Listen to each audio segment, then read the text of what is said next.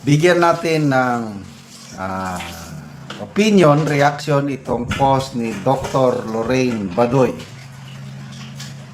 Sabi niya, not legit because yung kumakalat na CT scan na di umano galing sa St. Luke Medical Center tungkol sa kalagayan ng Pangulong Marcos Jr.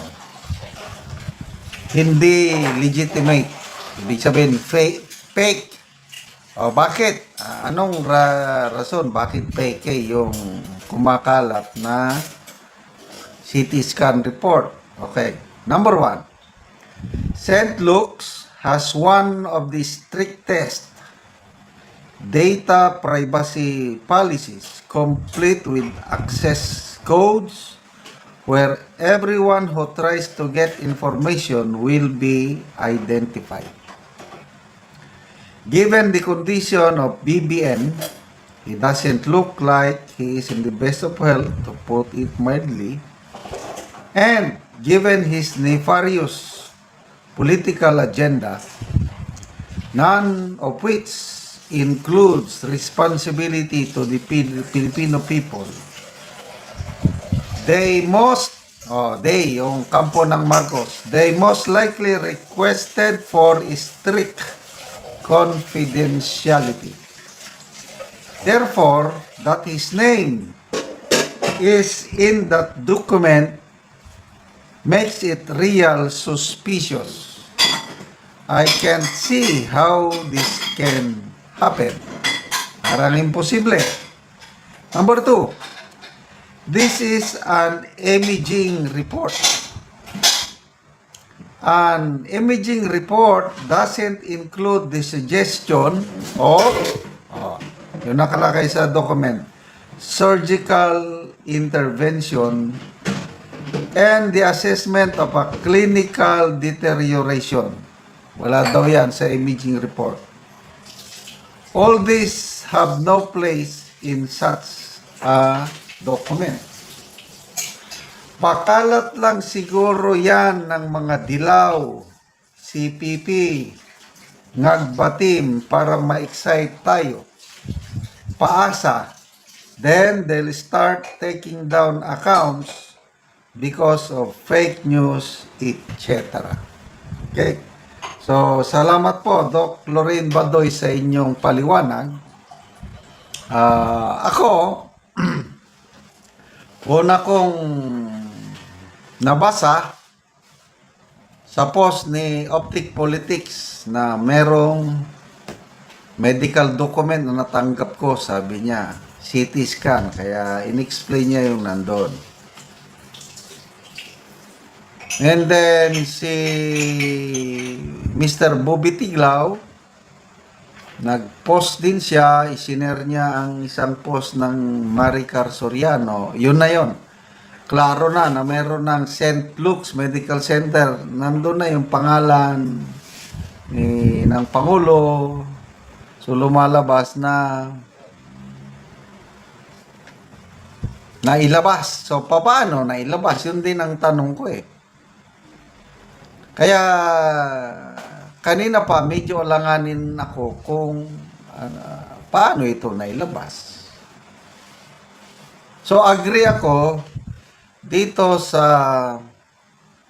observation ni Doc Lorraine Badoy na parang alanganin nga dahil hindi gagawin yan ng St. Luke's. Kaya nga, sana magsalita ang St. Luke's, pabulaanan nila na hindi totoo yung kumakalat na CT scan report para maklaro. Ang problema kasi sa palasyo, ayaw nilang magbigay ng medical bulletin. Sapat na sa kanila yung pahayag ni Claire Castro na the president is fine. Sapat na sa kanila yung ang Pangulo nagpa-interview nung bago pa siya lumabas galing sa ospital na I'm fine. Sinabi niya, may sakit akong tuberculosis, but ito konting pahinga.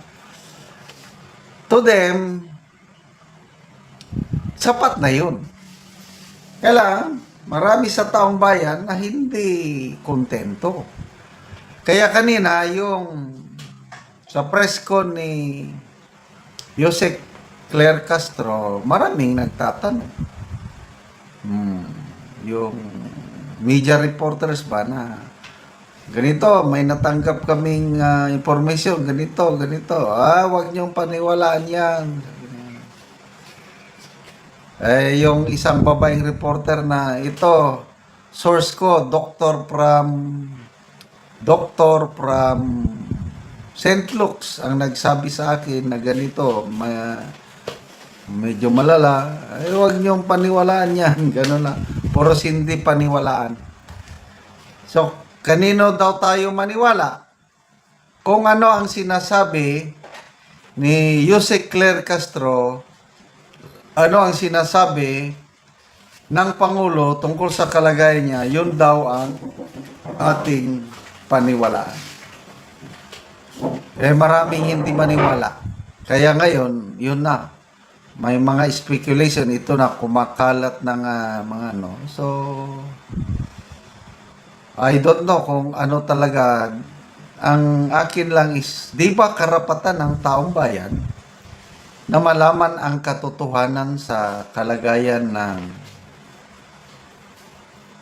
Pangulo, yung kanyang kalusugan.